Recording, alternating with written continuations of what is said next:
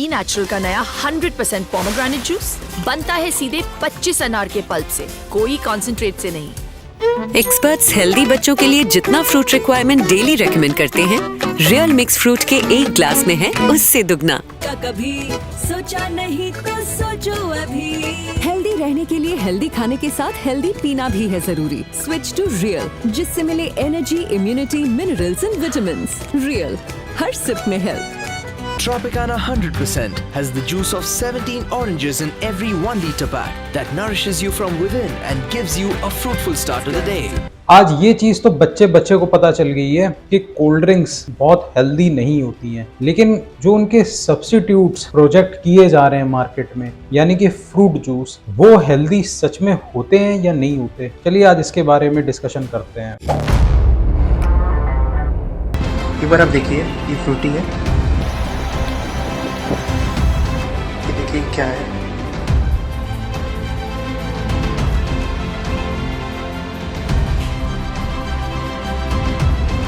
ये जो fruit juice की कंपनीज हैं, ये अपने आप को ब्रांड करती हैं, ये बहुत हेल्दी हैं, इनमें बहुत ज़्यादा विटामिन्स एंड मिनरल्स होते हैं और ये इम्यूनिटी को बूस्ट करती हैं। इनफैक्ट ऐड में तो ये भी दिखाया जाता है कि 2 फ्रूट की बाउल्स मिलकर एक फ्रूट जूस का पैक बनता है। इनके एडवर्टीजमेंट्स में बच्चों को पोटेंशियल ऑडियंस के रूप में दिखाया जाता है। तो चलिए आज इन पैक्ड फ्रूट जूसेस की रियलिटी को एक्सपोज किया जाए। सबसे पहले शुरुआत करते हैं फलों से। देखिए, फलों में ढेर सारे एंटीऑक्सीडेंट्स होते हैं, इनमें फाइबर्स होते हैं, विटामिन्स, मिनरल्स होते हैं और बहुत से एंटीऑक्सीडेंट्स कैंसर और यहाँ तक कि हार्ट डिसीजेस तक को भी क्योर करने का या उसे प्रिवेंट करने का सामर्थ्य रखते हैं। प्लस इनमें फ्लेवोनॉइड्स होता है जो कि एक प्लांट पिगमेंट होता है और फ्लेवोनॉइड से आपके जो मूड होते हैं वो इम्प्रूव होते हैं। तो यानी आपको अपने मूड स्विंग्स को बचाना है तो आपको फ्रूट्स खाने चाहिए। लेकिन आपको ये सुन के शॉक लगेगा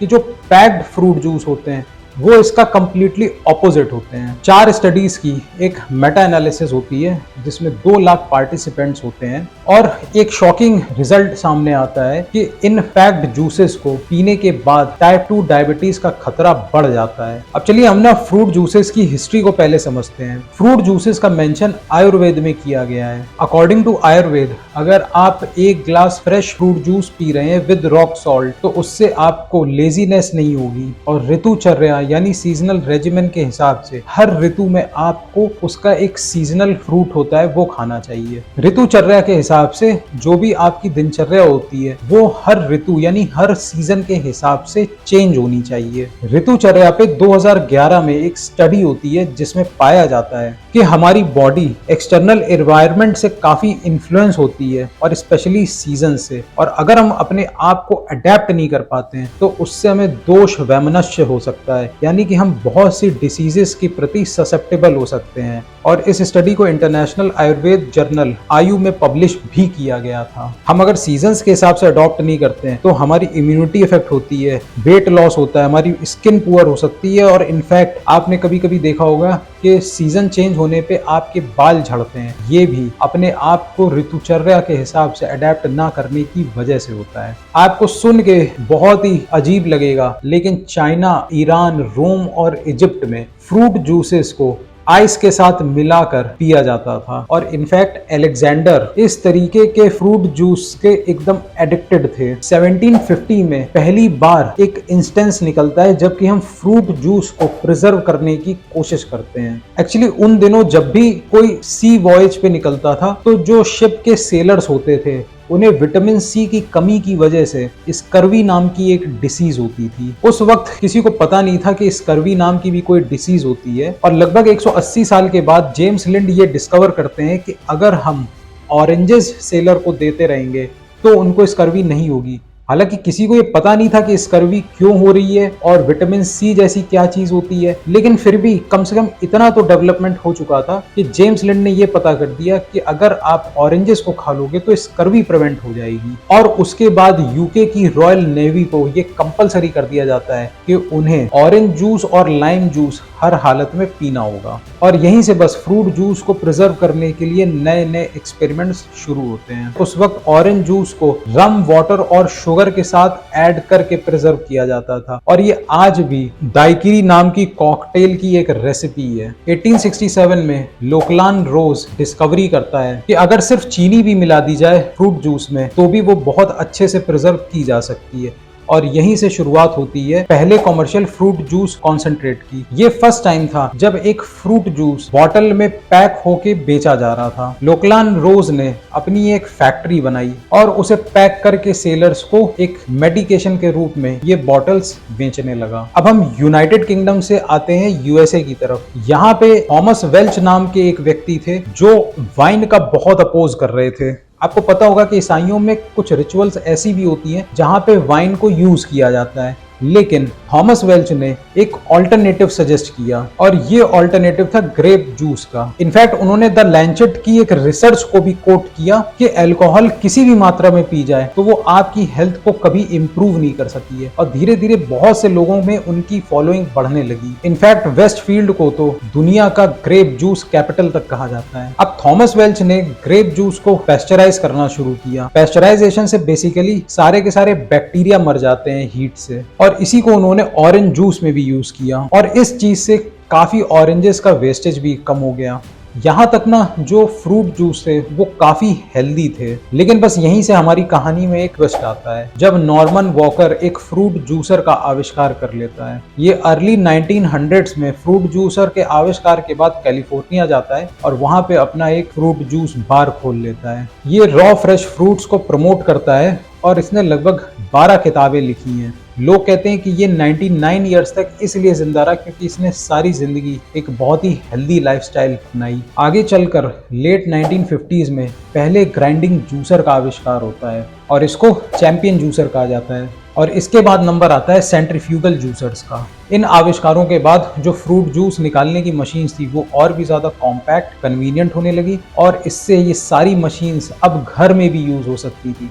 तो जो मशीन पहले सिर्फ शॉप्स तक सीमित थी, कॉमर्शियल पर्पस तक सीमित थी, अब वो घरों में भी यूज होने लगी। 1963 में एक स्विस कंपनी होती है टेट्रा पैक, वो एक टेट्रा ब्रिक पैकेट को स्टार्ट करती है और आज जो हम टेट्रा पैक बॉटल्स यूज करते हैं एक्चुअली वो 1963 में टेट्रा पैक कंपनी ने शुरू करी थी। इस कंपनी के मालिक थे एक स्वीडिश इंडस्ट्रियलिस्ट रूबेन रॉसिंग और एक्चुअली इस कंपनी ने ना सब कुछ बदल के रख दिया। अब जो बॉटल थी वो काफी कन्वीनियंट हो चुकी थी और बड़ी आसानी से एक शहर से दूसरे शहर तक ट्रांसपोर्ट करी जा सकती थी। तो चलिए अब ये जो टेट्रा पैकेट में फ्रूट जूस होते हैं इनके इंग्रेडिएंट्स को चेक करते हैं। ये एक रियल कंपनी का मिक्स्ड फ्रूट जूस का बॉटल है। इसके सेकंड कॉलम में अगर हम आते हैं तो इसमें पर 100 ml लिखा है और थर्ड कॉलम में परसेंटेज ऑफ डेली रिक्वायरमेंट्स लिखा है। अब इसमें लिखा है सोडियम 1.5% ऑफ रिक्वायरमेंट है जो कि काफी कम है, पोटेशियम 1.7% है सिर्फ, उसके बाद कैल्शियम 1.5%, आयरन 1%, लेकिन जो विटामिन सी है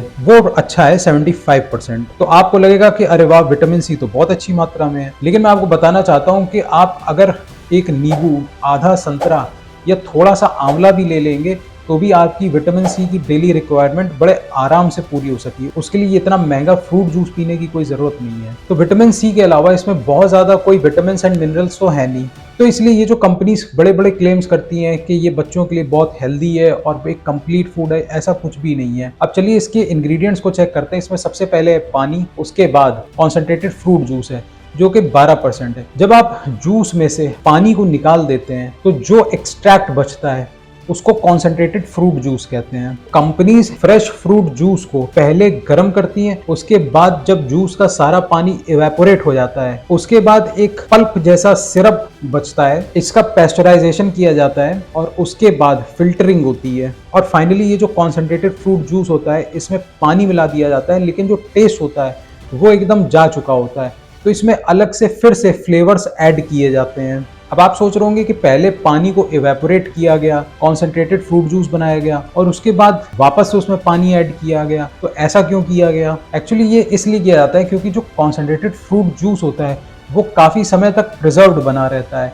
जबकि जो फ्रेश फ्रूट जूस होता है वो बहुत ही आसानी से 2-4 दिन के बाद खराब हो सकता है। अब फ्रूट जूस कॉन्सेंट्रेशन बनाने के लिए कभी इवेपोरेशन का कंपनीज यूज करती हैं, कभी पेस्चराइजेशन का यूज कर सकती हैं और कभी कभी फिल्टरिंग का भी यूज किया जाता है। अब इस पूरे प्रोसेस में जो फ्रूट के अंदर विटामिन्स होते हैं, मिनरल्स होते हैं, वो खत्म हो जाते हैं। जो फ्रूट का टेस्ट होता है वो भी खत्म हो जाता है। अब इसके लिए डाले जाते हैं वापस से एडिड फ्लेवर्स। एडिड फ्लेवर्स में सबसे पहले नंबर आता है INS 160A2 160A का, और ये एक फूड एडिटिव के रूप में यूज होते हैं जो बेसिकली बीटा कैरोटीन होता है। इसके अलावा acidity regulator INS 330, antioxidant INS 300 use होता है। INS 300 बेसिकली एस्कॉर्बिक एसिड और सिट्रिक एसिड का एक मिक्सचर होता है। इसके अलावा इन्होंने एक स्टेबलाइजर INS 440 को ऐड किया है जो कि एक पेक्टिन होता है, नेचुरल पॉलीसैकेराइड होता है। तो बेसिकली पूरे लिक्विड में लंप्स ना बने और पूरा लिक्विड वो यूनिफॉर्म बना रहे, इसके लिए ये स्टेबलाइजर का यूज किया जाता है। उसके बाद सिट्रिक एसिड को दोबारा से ऐड किया जाता है ताकि टेस्ट इनहेंस हो। और इसमें सबसे ज्यादा डेंजरस होती है एडिड शुगर। अब देखिए इसमें शुगर पर 100 ml में 13.4 ग्राम्स है, और कोल्ड ड्रिंक में भी तो शुगर 10 से 13 ग्राम होती है पर 100 ml। तो एक कोल्ड ड्रिंक में और एक जो पैक्ड फ्रूट जूस है उसमें फर्क क्या बचा? अमेरिकन हार्ट इंस्टीट्यूट के हिसाब से अगर आप कोई भी शुगर अलग से नहीं लेते हैं तो भी आपकी सेहत बहुत अच्छी बनी रहेगी, आप कोई एक्स्ट्रा शुगर की जरूरत नहीं है। लेकिन फिर भी अगर आप शुगर लेना चाहते हैं तो मेल्स में 36 ग्राम और फीमेल्स में 24 ग्राम से ज्यादा एडेड शुगर आपको एक दिन में नहीं लेनी है। और जो छोटे बच्चे हैं 7 से 10 साल के, वो सिर्फ 24 ग्राम शुगर, और 4 से 6 साल के बच्चे ओनली 19 ग्राम शुगर ले सकते हैं। तो आप सोचिए कि अगर ये फ्रूट जूस बच्चे पीते हैं तो उनकी शरीर में कितनी ज्यादा शुगर जाएगी। और मुझे ये कहने में कोई संकोच नहीं कि अगर आप ये सोच रहे हैं कि ये पैक्ड फ्रूट जूस अपने बच्चे को रोज पिलाएंगे और बच्चा हेल्दी बना रहेगा, तो वो हेल्दी तो नहीं होगा, लेकिन शायद बड़ा होने तक वो टाइप 2 डायबिटीज का शिकार बड़े आराम से हो जाए।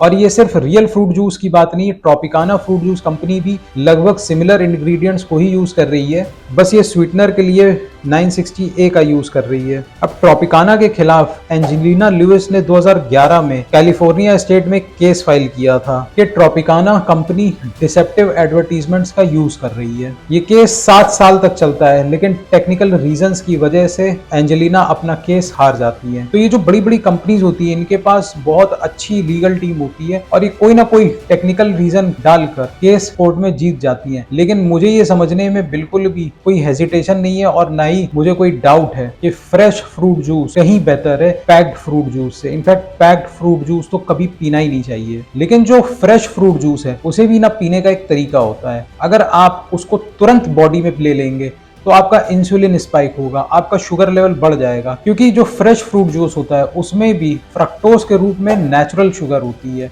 तो सबसे बेस्ट तरीका होता है कि आप कभी जूस को खाली पेट मत पियो, आप खाना खा लो और खाना खाने के बाद आप फ्रूट जूस पी लो, तो बॉडी में खाने के साथ वो फ्रूट जूस डाइजेस्ट होगा और थोड़ा थोड़ा करके डाइजेस्ट होगा।